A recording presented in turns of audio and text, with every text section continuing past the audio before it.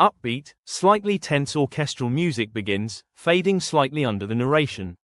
Look at the scoreboard. The S&P 500 surrogate, the SPY, is ticking up a modest 0.59% to 691.81. The tech-heavy QQQ is showing a bit more enthusiasm at plus 0.88%, suggesting big tech still has some juice. And small caps. The IWM is leading the charge today, up a solid 1.33% to 256.08. That's often the sign of risk-on euphoria, where investors are willing to chase the smaller, perhaps frothier names. But the moment you look slightly beyond equities, the narrative cracks. The digital gold standard, Bitcoin, is taking a beating, down 1.24% to $92,563. And Ethereum follows suit, shedding 1.43% to $3,248. When risk assets rally, we expect crypto to follow. But here, it's lagging, suggesting some of that recent enthusiasm might be cooling off, or perhaps more cash is being pulled from speculative corners to fuel the equity run. This divergence, equities moving up while key speculative assets drift down, is where the complexity lies. We're seeing capital rotation, not necessarily broad-based conviction. It's a classic tug-of-war between momentum and underlying fundamentals. The narrative drumbeat this week isn't coming from the trading floor, it's coming from Washington and Frankfurt. The market is holding its breath, waiting for key data points that will dictate the Fed's next move. We've got fresh macro news on US inflation CPI. Numbers are still arriving, and while the immediate data suggests some moderation, the market is obsessed with the trajectory. Are we at peak inflation, or is this just a pause before the next surge? Every basis point matters. Hand in hand with inflation is the US unemployment jobs report. It's a big week for jobs data, as Barron's points out. A strong report might signal a robust economy, but paradoxically, it could spook the Fed into keeping rates higher for longer. A weak report cools inflation fears but raises recession red flags. The Fed has its hands tied in a macroeconomic pretzel. And speaking of the Fed, the VIP list is certainly keeping the drama high. There's noise around Jerome Powell's successor, with talk that a major political shift could see a new hand at the helm of the world's most powerful central bank. Who takes over determines the policy path for years. Meanwhile, the Fed's balance sheet assets, the sheer weight of money printing they've been engaging in, remains a backdrop concern, watched closely by groups like the American Action Forum. Across the pond, Christine Lagarde at the ECB is navigating her own minefield. Economists are already naming potential successes, a sign of political maneuvering within the EU's financial architecture. This instability in leadership breeds uncertainty for the ECB interest rate path, which directly impacts the EUR-USD currency pair, currently sitting at 1.17, just slightly weaker against the dollar. But the political theater doesn't end there. You have Donald Trump making headlines about acquiring Greenland, an almost surreal distraction that reminds us that geopolitical risk is always one headline away from materializing. And as one political player asserts himself, another, Elon Musk, is reportedly moving back into politics, a development that, frankly, makes some of us wish he'd just focus on optimizing his rocket fuel. Slight, dry chuckle, even the titans of finance are weighing in. Jamie Dimon is reportedly adjusting his cap for a potential Trump era, while Warren Buffett is doling out timeless advice for those over 50, advice that, frankly, you should probably heed regardless of the political climate. Now, if the equity market is dancing to the tune of optimism, the bond market is providing a stark, discordant bassline. Check the Treasury yields. The TNX 10-year yield is up 0.34% to 4.18%. That's a significant upward tick. When yields rise, bond prices fall. What this tells us is that the market is demanding higher compensation to lock up money for a decade. Why? They are pricing in either persistently higher inflation, or a slower, more grinding fight by the Fed to keep monetary policy tight. Crucially, look at the volatility index, the VIX. It's ticking down 1.01% to 14.75. We call this the fear gauge, and the falling VIX usually means stocks are calm and climbing. But here's the connection. You have rising 10-year yields, suggesting underlying economic tension, paired with a relatively low VIX, suggesting complacency. That's the classic calm before the storm setup, or perhaps just temporary complacency fueled by tech strength. When the VIX is low, but yields are screaming, smart money starts sniffing out a short-term blow-off top in equities. Remember what Ray Dalio has been warning about. The rapid rally in gold is often a warning sign for markets and the economy. The market is listening to Dalio, even if the broader indices aren't fully pricing it in yet.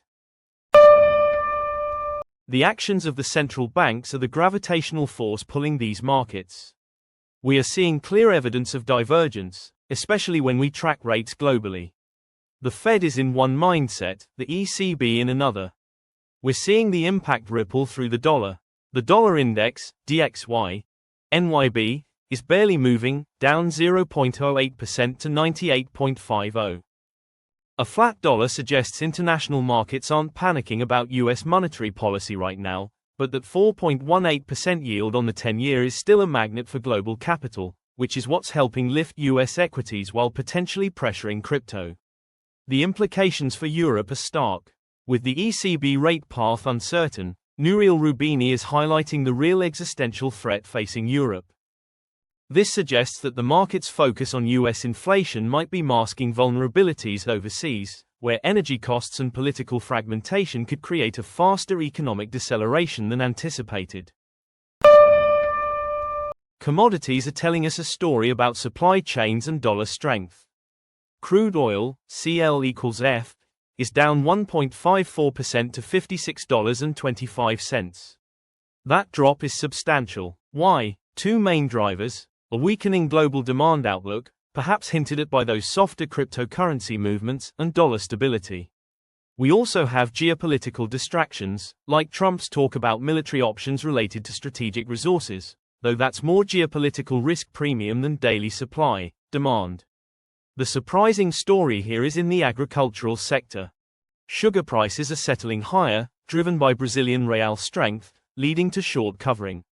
This shows you how currency movements in distant economies can directly impact staples here, showing the true interconnectedness of global finance. And look at gold, GC equals F, down 0.48% to $4,460.60. This is fascinating. Gold, the traditional inflation hedge and safe haven, is easing slightly. This correlates with the falling VIX and the rising equity indices.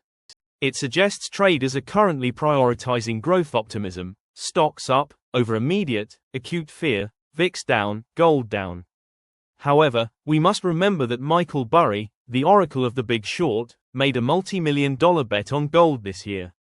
When Burry puts skin in the game, you pay attention, because he's betting on something fundamental breaking down long-term. This is where the rotation becomes crystal clear. We aren't seeing uniform strength, we're seeing targeted bets. The winners today are clearly value and cyclicals, albeit with a massive tech skew. Amazon, AMZN, is up a scorching 3.38% to $240.93.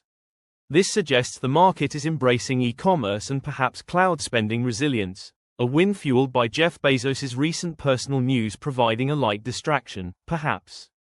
Microsoft, MSFT, is strong, up 1.20%, showing leadership in the large-cap tech core. But look at the losers. The AI darlings are under pressure. Nvidia, NVDA, the engine of the current cycle, is down 0.47% to $187.24. This follows chatter after Jensen Huang's keynote about the potential expiration of the current AI cycle. That's a massive red flag signaling that the market might be tiring of paying peak multiples for future growth based on current adoption curves. The real carnage is in the high-flying consumer tech names. Tesla, TSLA, is in a freefall, down 4.14% to $432.96. This is exacerbated by the intense EV price war heating up in China, threatening margins for everyone, not just local players. And Apple, AAPL, the supposed safe megacap, is down 1.83% to $262.36. When AAPL starts bleeding this heavily, it suggests investors are rotating out of established giants and into pure growth narratives, like Amazon, or cyclicals, like the IWM surge. This tells a story of sectoral leadership exhaustion. The narrative drivers of the past 2 years are showing friction. The crypto market is flashing warning signs that the broader equity market is ignoring. BTC and Ether both down over 1.2%. Why the decoupling from the risk on equity rally? It might be a signal that the capital fueling the crypto rally is now being redeployed to support the Dow and S&P moves, or it suggests a reaction to regulatory fears. We see Sam Altman breaking his silence on AI executive orders, but the real pressure might be coming from the financial heavyweights. Michael Saylor and MicroStrategy's aggressive adoption strategy is facing scrutiny. MSCI News suggests that even institutional inclusion fights aren't over. Crypto often acts as the market's canary in the coal mine for liquidity. When liquidity tightens or risk aversion subtly creeps back in, it's the first place money flows out of.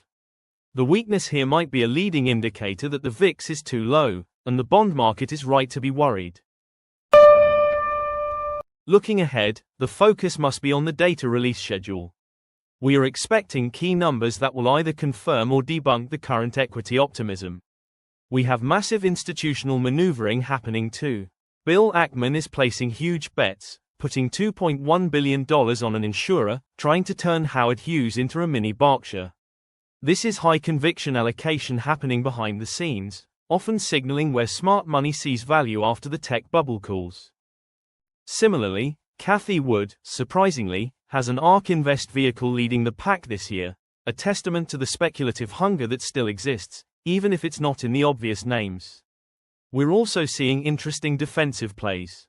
George Soros entities are getting caught up in geopolitical protests, but the real defensive positioning is coming from the allocation shift towards gold, as noted by Burry's position and Dalio's warnings. The headlines about corporate performance, like Toyota predicting a tough year ahead despite a strong 2025 finish, or the EV price wars, underscore that the macro picture is deteriorating faster than the headline market indices suggest. What we have today is a market of contradictions. The SPY and QQQ are up, fueled by optimism that the Fed is near the end of its tightening cycle, or perhaps just pure momentum in the few names that are still working, like Amazon. The IWM surge suggests residual retail excitement. However, the underlying structure is shaky. The 10-year yield is climbing, TNX at 4.18%, signaling inflation persistence or rising funding costs, while the VIX is low, 14.75, suggesting complacency. Crypto is weak, and the AI leaders, NVDA, are stalling. This isn't a market running on the steam of a strong, broad economy. This is a rotation trade capitalizing on specific narratives while ignoring clear structural stress signals from bonds and crypto. The market is running a high-stakes bluff. When Jamie Dimon adjusts his stance and Lagarde faces successor speculation, it confirms that the environment is one of maximum political and monetary uncertainty. My advice: stop looking at the green numbers on the ticker and start listening to the yield curve and the crypto hedges. The dots are connecting towards increased tension, not smooth sailing. The next data print or unexpected geopolitical flare could see that complacent VIX snap violently higher. We are trading on borrowed time, powered by concentration risk. Music swells and fades out.